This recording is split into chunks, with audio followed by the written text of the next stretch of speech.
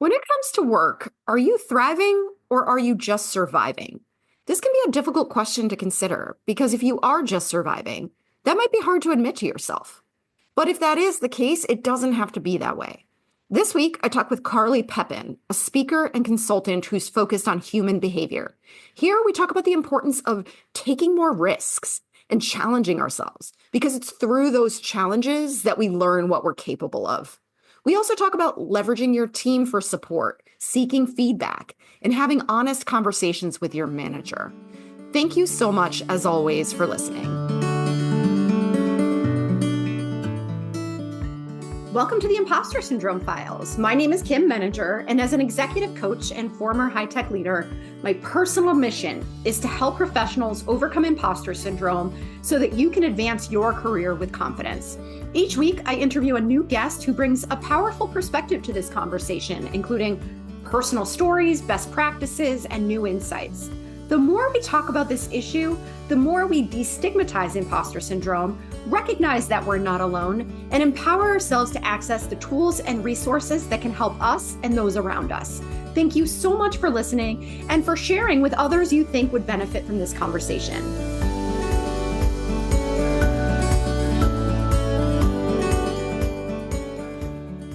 Welcome, Carly. It's so nice to see you, or at least I can see you. Others can hear you, but I would love to start by inviting you to introduce yourself. Yeah, thanks so much for having me, Kim.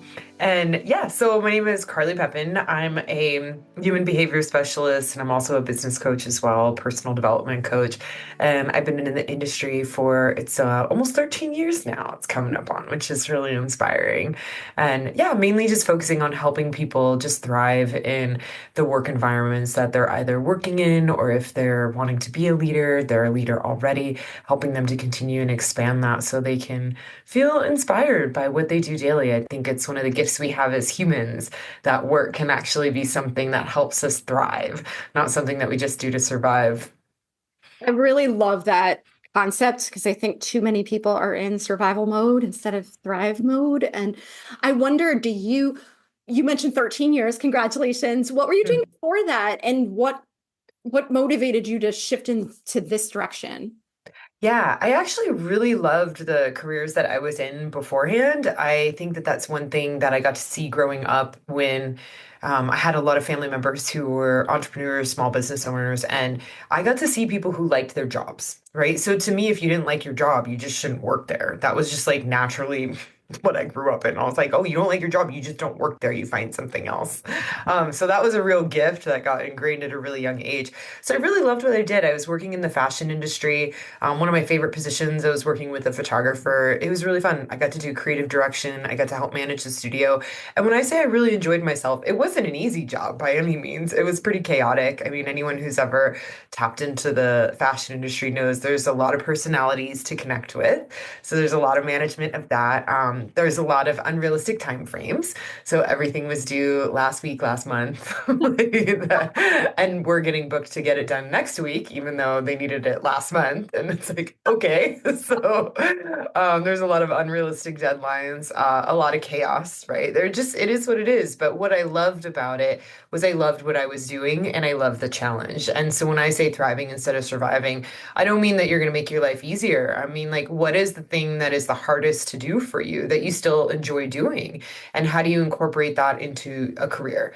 Because if you can find a career that gives you that opportunity to do the thing that you can do all day long, even if it's hard, do you wake up and think, I can't go to work today? It's too hard. It's too exhausting. I'm burnt out. No, you wake up and you're like, man, it's a tough day, but you know what? I could do this. I got this. I could figure this out, you know? And some days you might come home and you might have like a little cry or something, but you're still like, it was really hard, but I'm gonna figure this out. I can do this. And that's what I mean by thriving, because as human beings, we love overcoming challenges. We love growing. And in those moments, that part of the journey where it's even hard, you get to experience what you're capable of. And that's a huge personal development component. That's a huge growth component. That's a huge dynamic of building your confidence, your self-esteem. So yeah, if you're looking to move up in your career, find and pursue challenges in business that you're working for that inspire you, because that'll build up your confidence to move up and move forward. That is such an important point Mhm. because I often think about the fact that high achievers are such interesting creatures. And I would count ourselves among that. The There is this very strong desire to achieve, to overcome challenges, like you're saying, face challenges, grow.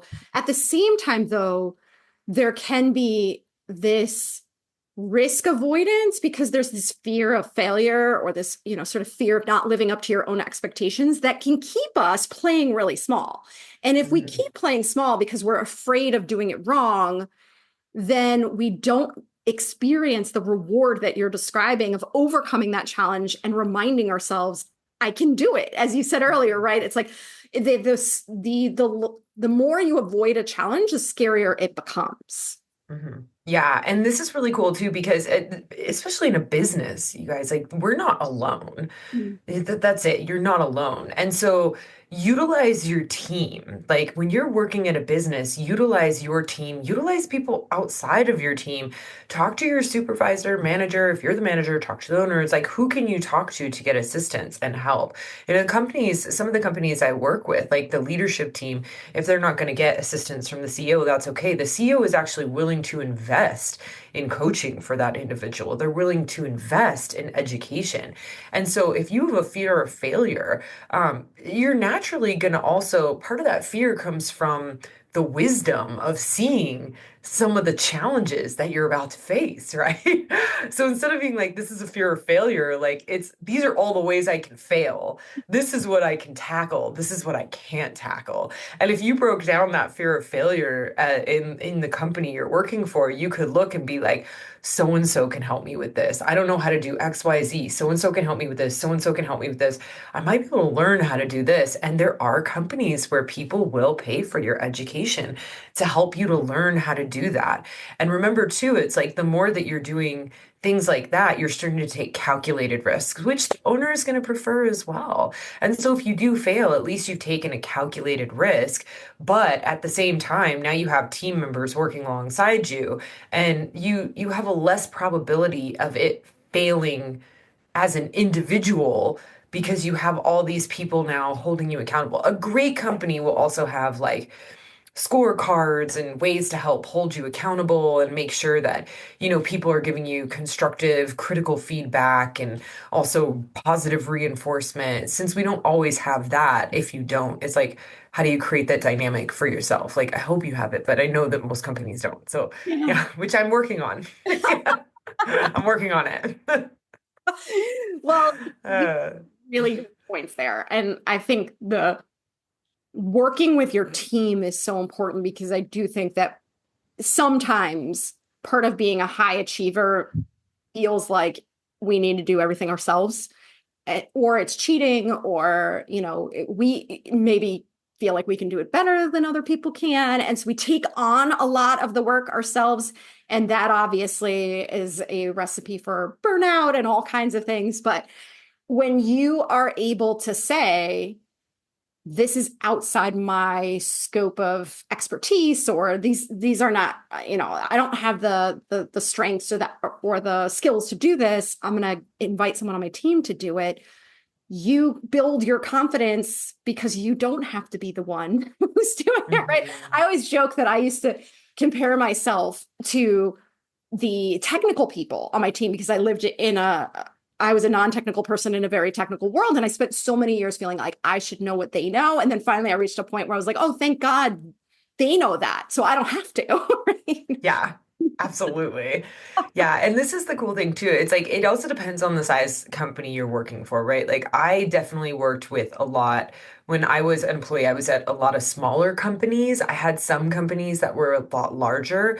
At the larger companies, it was like I remember I was doing some marketing stuff and PR stuff, right? And it was a really big company, right? At that company, when I needed to get something shipped, I walked over to I walked over to Lewis and I'd be like, Lewis, what's up? I'd be like, is it possible to get this shipped today, tomorrow, whenever's fine, right? And Lewis would be like, yeah. And he had a system for me, right? And so this is cool because it's like I'm not expected to do everything. When you're at a smaller company, it's a little different. When I was at smaller companies and it was like I needed to ship stuff out and catalogs and stuff like that, I was the shipper. That was it. I was like, I was the shipper. I had to learn how to like do everything online. It is what it is. So it also depends on the size company that you're working for. And if you're working for a smaller company, you do become almost an entrepreneur within that company because you're forced to step into so many roles. When you're working at a larger company, you're able to have a bit more of a specialized focus. And this is also knowing about yourself, right? Like I loved stepping into the other roles. That was fun for me, which makes sense why I'm an entrepreneur now. So for me, I really thrive in environments where someone says, figure this out, and there's no one else to do it. Like I sometimes I'm really stressed out, but I'm like, okay, I can figure this out. Like I can do this. And I'll figure it out. But I love that environment. If you don't love that environment, you are going to do better at a company where they want you to focus on your one specialty, kind of that one thing, and really focus on that dynamic, and anything else that you're not interested in learning, like you can delegate that out to someone else. If you wanted to expand in your current position, you could also still learn about that too. Again, this is depending on the company, but I find that most companies who value like the growth of their company to a certain degree and the owner doesn't have too hot of a head on his shoulders or hers, they will be interested in if you said, hey, like I love doing, marketing, for example, and I saw this like course online at this school and I was wondering if that would be something I could take because I think in the next quarter this would be really helpful for me to understand XYZ because we're having a problem here. Most companies will do that. So whether you have a specialty or whether they're asking you to take something new on, most companies again will do it if you actually show them how it's going to serve them because they appreciate you wanting to move forward. They appreciate you kind of looking ahead and saying like this is the problem that I'm seeing and this is how I'm thinking maybe we tackle it, but also if someone has a better idea. Again, hopefully, and most companies don't have this, but hopefully you guys are having meetings as well, like that are thorough and concise, and it doesn't always happen. Again, I'm working on it, trying me and my other colleagues out there. Because I know that sometimes those meetings, I just remember being in them when I actually fell asleep and sitting up. I remember the moment. And then the owner asked me, he's like, what do you think, Carly? And I was like, I think Janet made some excellent points and I agree with her. I got in the car late. I got away with it. And I remember getting in the car later and laughing with my superior at the time would be like, I blacked out. I was like, am I cool? I totally blacked out. She's like, you're cool. So this is also, if the meetings are that boring, like bring it to the attention of your superior. I actually did that eventually, and we weren't getting anything produced in those meetings, and I brought it to the attention of the CEO that was in charge of my division. And so I would actually, at that point, have permission to go in, get the structured components that were actionable to move forward. And I would be in meetings for 15 minutes, and then they would just do their dilly-dally chit-chat crap that was crazy. But that was also me speaking up, Mm. right? And saying, like, I don't think it's productive to me to have me in the whole meeting. Can I just be in the parts where, like, we talk about what actions I'm meant to take, and then I go do that because I just feel like I'm wasting time and I'm literally falling asleep, girl. And she's like, yeah, you're fine. You don't need to be in the whole meeting. So we really restructured it in that way, but it's only by speaking up. And I was truthful and honest with her. And like, I fell asleep. Like, I don't, this isn't where I'm supposed to be. So it's not being scared as well to like share with these individuals what's actually happening because someone falling asleep in a meeting is indicative that there's something awry in those meetings. Like it's not just me. It's like there's something awry and that could be refined and fine-tuned to a greater degree. And the system can be fine-tuned to a greater degree. So you also want to bring these problems forward and have a way where you guys can like help work together as a common team, as a common goal. Again, I'm kind of explaining this in a little bit of a different dynamic in the sense that I'm going to assume that the company doesn't have everything together. If the company has everything together, then you probably don't even have to listen to this because there's like a clear structured path on how to move forward. Yeah. Like it's just there. That's Yeah. a very good point. But I love the way you're talking about the problem solving, Yeah. aspects of this too, right? Because if you're coming from a place of, I want to add even more value than I'm adding right now, and I see an opportunity here for us to do something even better, that's less likely to trigger defensiveness or, to make it uncomfortable for you to have that conversation. What you're basically saying is, I want to give you the gift of my talent, right? I want to give you even Mhm. more of it. And especially, like you said, if you're in an environment where people are just trying to figure things out, the beauty of that is there usually aren't very clear expectations because nobody knows what they don't know. And so you're not trying to do something that, somebody has a very clear definition of success around. It's more of like you have more freedom to experiment and try things out. Absolutely. Yeah. And again, asking questions. It's like this is where you're humble enough when you get stuck to ask questions. And I would say that's one of the gifts of I didn't, no one ever told me I couldn't. So I just didn't think I couldn't, right? Like no one ever said like you can't do that. Like I just did it and that just was what it was. So I didn't have this perception that I couldn't talk to the owner. Never, not once. It just was never in my head. And I realized that you could. And so I would go and I would bring things to the table. And sometimes I would just be rejected, you guys. Like sometimes I would get rejected, so then get in trouble, like, which was just kind of a laugh.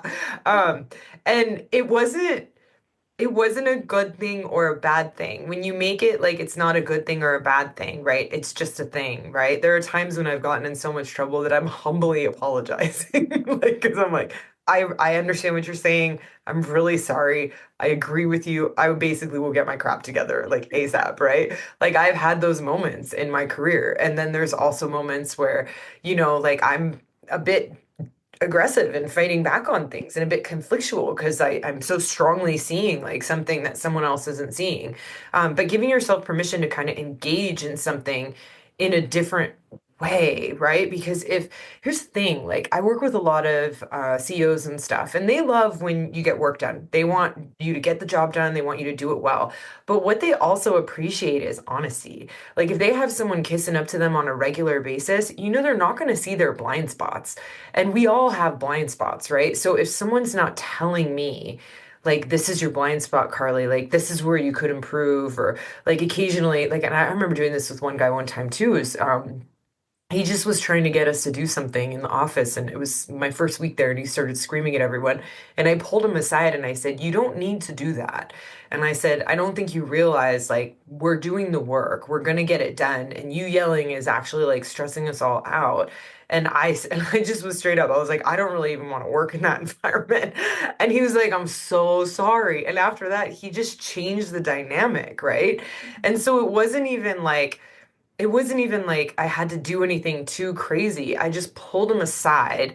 Again, I pulled him aside because I was like, I don't want to do this in front of other people because he is the superior. So I wanted to respect that and keep his authority. So I keep his authority, you pull him aside, you share that information. And it was amazing to see like the transformation within the office, right? He still did all his fun and crazy stuff, but he just wasn't yelling at us anymore because he didn't need to. And I was like, you're good. I was like, yeah, you're good. So it's having the courage as well to be able to have these quality conversations with people because you'll find that it's not only helpful for them, but it's highly helpful for you, like the developmental aspect. And remember, everyone's just a person. And I think the thing that we get really scared about too is we get scared about losing our jobs. We get scared about like losing our jobs and losing that security. And gosh, I've been through so many like different dynamics. What I've learned is that if you're providing value at a company beyond what they expect, it's hard to lose your job. That's Mm. what I learned.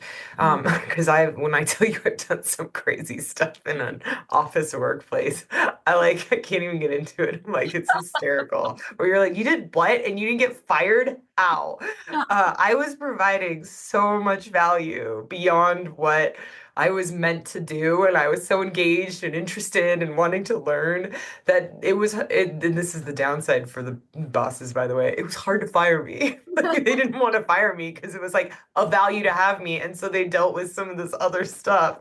And that's something that I realized as well is like if you really want to keep this job and you love it, put your heart and soul into it, and it pays back, by the way. Like, I know I'm an entrepreneur now, and that was a choice that I made.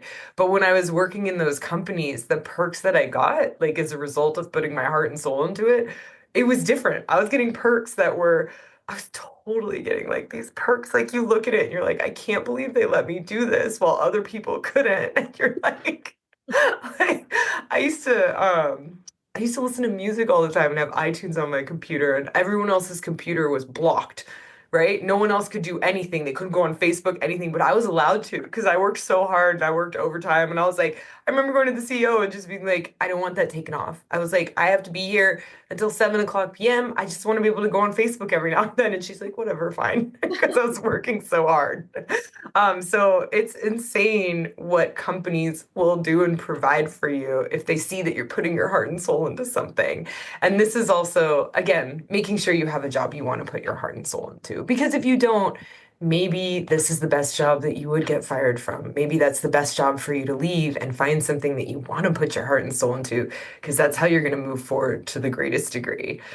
Yeah, no, all great points because I think what you're describing about how it's really hard to get fired is so true because I guarantee everyone listening has a less than mediocre colleague who you're wondering, why is this person still here? Right. So it's hard to fire even poor performers, let alone high Let performers. alone high performers. Yeah, So, so true. so I think we have a lot more freedom than we think we do. And the way that I think about it, when you have these conversations, of course, you have to know your own situation well enough and you need to know the players well enough. I'm not it's Hmm. suggesting that anybody just go rogue, right? There's things to think about. Yes. However, there, when you come forward to your manager with the kind of conversation that you're describing, the way I look at it is you're going to get one of two things. You're either going to get support or you're going to get data, right? Because Hmm. they come back and they say no, that's data on which to make decisions about whether this is a place that you want to stay in the short term and the long term, right? Yeah. If you feel like you are not getting the support you need in order to do your best work and you're suffering in silence, then you're just sort of perpetuating a bad situation, but you don't know yet whether your manager would be able or willing to offer that to you. So when you have the conversation, at least now you know, and now you can use that as a decision factor. And if the manager's not giving you extra information, it's also not being afraid to ask like the why, because the why might be like a solid manager might say like, I like your idea, but we don't have enough information. And so this is what I would require to move forward, right? Like that's the best case scenario because someone who just says yes without enough data, unless you were really prepared, right? Which we're all human, so I expect some constructive criticism on a regular basis. I don't expect to ever just be like, no criticism, Carly. I'm like, I expect it. I'm like, bring it. So since we're all human, there's going to be things that we miss. And so a great manager will be like, I love this. Here's what you missed, right? So it's like the constructive feedback. And let's dive in and see if this is a possibility, or if it is a possibility, like there's more steps to go, all that fun stuff. If it's a solid no and you don't get the answer why, right? Like it's kind of important to understand why. And you can just ask that question is like, okay, well, why would that be? So I can understand the goals of the company more, the vision of the company, right? And then if they don't have an answer, I mean, that's a little bit of a red flag, right? If they can't answer it, that's definitely a red flag. If they have an understanding of why they said no, they'll give you those reasoning and that will actually give you more insight. And you will probably realize in that moment, like, man, I didn't even know this, but I was going in the wrong direction. And by the way, that's amazing feedback for a manager because if someone comes forward with an idea that's totally offbeat, that means that that company, that manager, that leadership team, the owner is not sharing the vision with the employees. They don't know the vision, they don't know the values, and so they're coming up with ideas that are completely off track. And so when I say it's important for you to come forward, it's important not just for you, but for the company as well. You know, that's feedback. Yeah, and you'll see in a company if they can't handle that feedback and they whatever, freak out or have issues or can't even answer your question where they're like, I don't know, I just don't want to do it. Like you probably, I mean, I would want to leave that company. I don't know about you, but I sounds like this group would want to leave that company. I actually have a client right now. She's going to leave a company like that. She's trying really hard and she's really working and she's trying to like get the training where she would love to, and but they're giving her a lot of roadblocks in the sense that she really, really, really wants to move forward and she's unable to. And if they don't start to put together some sort of system or structure, then she'll be gone. Guaranteed, she'll be gone. And she'll find a company that allows her to thrive and move up, and it wouldn't be that hard for her. But it's interesting because you see someone who's she's definitely like part of a leadership team. She's definitely like a high quality employee to have. And I'm watching this company and I'm like, you're gonna lose her. I'm like, you're gonna lose her. You hired her for a reason and you're not letting her do her job. I was like, you're about to lose her. Yeah. Maybe they deserve to. And I think I think making sure that you're doing your due diligence before you make that decision, because sometimes we leave without actually knowing, just like we're talking about. If you make an assumption about what's possible or what isn't possible, and then you leave to go to another company, you'll never know what might have been. And so if you've already decided, I'm not going to stay here much longer because I'm not happy with X, you might as well have the conversation because you have nothing to lose at that point. Yeah, you're already leaving. And you never know on the back end what they're doing. Because it's the same, like when I'm working with a company, on the back end, this stuff takes some time to implement. So if there's a lot of things that you love about a company, but you don't love the culture, right? And I might be working on the back end with the leadership team for the culture. It might take them like 6 months to a year to really get in the groove of things, right? But at that point, we're going to create a company that you're going to love. And if you like all these other aspects of the company, you might not want to leave. And so it's true. It's like ask the questions, check in, because then if you find out that nothing's going to happen, it's going to be this way forever, and you really hate working there, you have full permission to leave. Human being, it's your divine right. You can do what you want. But if you find out that they're actually working to put things in place, you could say, like, oh, cool. Like, I might want to stay like a little bit longer. It's funny. One of my clients too, he was having a really hard time on a job site. He's in construction and he loves finishing work. And he was having a really hard time on this one particular job site. Everyone's having a hard time and everyone's like super cranky. And he finally flipped out and told his boss. And his boss said, she goes, I'm very sorry. She said, we took on this client. It is outside of our normal scope. She's like, we will never do it again. We're going to finish this job and we will never take on a job like this again. I promise you. And then he also got a raise because they were already considering a raise. They knew how unhappy he was.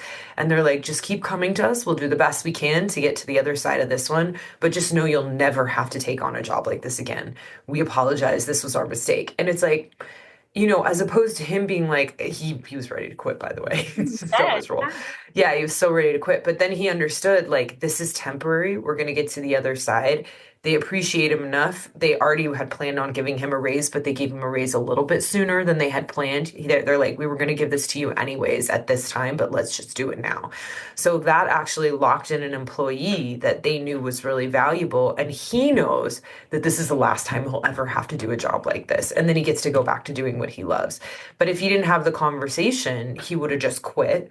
He wouldn't have gotten the price, like the raise increase, right? And then he also wouldn't have gotten this understanding that you don't have to do this anymore, Mhm. And so it's kind of cool. Like if you just have that conversation, the tough conversation, sometimes it'll turn out in a way that you don't expect. Or sometimes it gives you permission to leave because it Yeah, might be time to go. Yeah. exactly. And I think one of the things that I often talk about is your manager can't solve a problem they don't know exists, right? And so if you're just smiling and doing the work and they're giving you more of it, or they're shifting it in a direction that doesn't make you happy and you just keep doing it, they have no reason to believe that there's anything wrong. And I often say this too, of if you're not asking for help, if you're not educating them on what's required in order to do a good job, given the resources that you have, they're not expending their political capital to go ask for more budget, to go ask for more headcount, because they think everything is fine. And so, like you had said earlier, there are lots of blind spots. They don't know what they don't know. It's kind of our obligation to provide that information. Yeah, it's really helpful. And like I mean, I tell people this all the time. Most companies are not really running in an organized, structured way. That's the truth. Like I love doing what I do and I love helping companies like get this structure, this organization, but most of them are not doing it. So when I talk to people, I talk to them with the expectation that it's not happening, and so like in a really well-run company, all these things is technically trackable, but the managers aren't tracking them. The lead's not tracking them. The CEO's not tracking them. And all these things can be tracked, like in daily meetings and KPIs for like you or your certain team or as an individual, like you have a certain goal and you have a certain KPI. And if you're not hitting it, like a great company every day, you have about 15 minutes. I love these like mini meetings, these little daily huddles. You have about 15 minutes to talk in your team, your small team, to figure out if you're hitting it. Great, we keep going forward. If you're not hitting it and you're the person, why? What's your roadblock? Where's the challenge and where can we help? And then it just immediately gets solved. See, most companies are not doing that. So if they're not doing that, it is part of now your responsibility to take that action. And when you bring it to their attention, if you want something like that, a company who starts to see the problems and starts to see those gaps will be more inclined to say, hey, we've got to get organized and structured, right? Hey, let's hire someone like a Carly or someone else like that to come in and help us make sure that we're not having like our employees stressed out to this degree and we're not missing all these things. Let's bring someone in to make sure we get it organized. Let's figure out how to do this. They'll even ask you for your advice and your input, which is fun. Then you kind of become a greater part of the company. And if they don't like it, like, I don't know, I'd probably leave the company. I just would leave. Like, if you ask for help and assistance and they're just like, I can't deal with you or whatever, like, that's probably not like the most inspiring company to work for, anyways. And you might just want to start looking like straight up. Yeah, absolutely. Well, and I Life think is short. it's just completely reinforces the thing about thriving instead of surviving, right? Because I just don't think it's ever going to be perceived as thriving if you're suffering in silence, if you don't feel empowered, if you feel like you're not being heard, you don't have any influence, right? So it's really important to separate the ways in which we are doing that by not taking action versus the company is responding in a way that stifles your Yeah. right, and you really can't tell unless you take those risks. Yeah, this is funny because I have like I just, being the fashion industry, people just yell. So I remember one of my bosses, he definitely yelled, but I was also thriving there because I was growing, I was evolving, I was working my way up the ladder, I was learning so much. He was giving me extra responsibility. And to the degree that he got frustrated with me, he also really valued me. Like I definitely got to see both.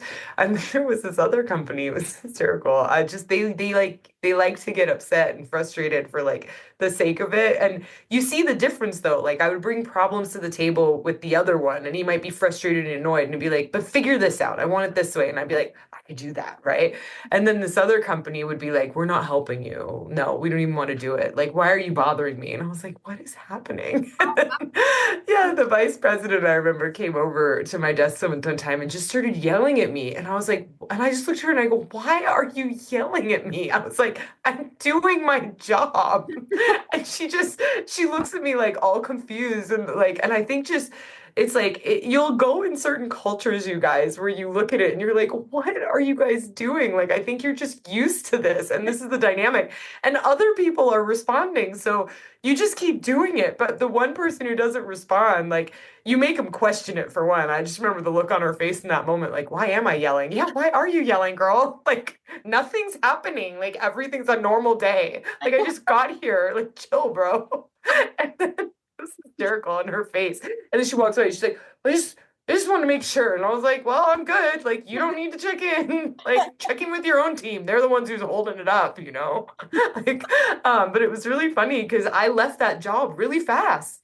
Mm. Really, really fast because I had this dynamic of a culture that was unwilling to shift or change, and I couldn't get my job done. But when I could get my job done, even when it was in a challenging dynamic, I was thriving, right? And I was having fun and I was growing and I was evolving.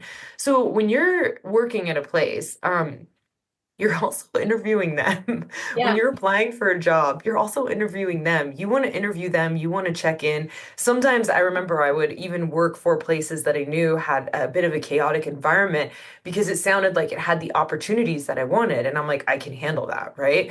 And sometimes if you don't want that and you just want a different culture, you check in and you can research and you can even talk to other employees. Like I know sometimes there's certain companies where like I'll say like to some of my clients. Like you can ask to interview other employees to see their experience there, right? Because I've had clients who have been in very toxic cultures, really wanted to get out of it, got lied to in the HR interview, and then are just locked into another job until they transfer. And so it's like, okay, well, how do we prevent that? You're also interviewing them. Ask them a bunch of questions because they'll get caught up and they'll get tripped up. And then if you have someone else say, is there another individual that I can talk to? You'll find that once you talk to about two people and just ask some questions, that if there's something fishy going on, you start to notice, and you're like, they're lying to me. Something's awry, and then you could just be like, this is not the company. Where you'll see a cohesiveness, and you'll hear a cohesiveness within these different employees if they're actually like a great culture. So yeah, as an employee, you're going to get interviewed like crazy, but don't forget to interview the individual and the company as well to make sure that you're investing in something that you want to stick around with long term, because that's part of thriving too.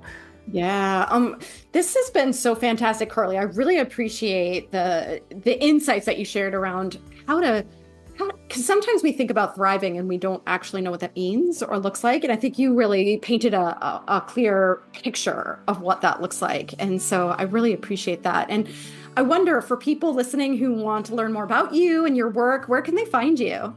Yeah, so you can go to the West Coast Growth Advisors, and then all my social media links are on there. And then also you can contact me directly there as well.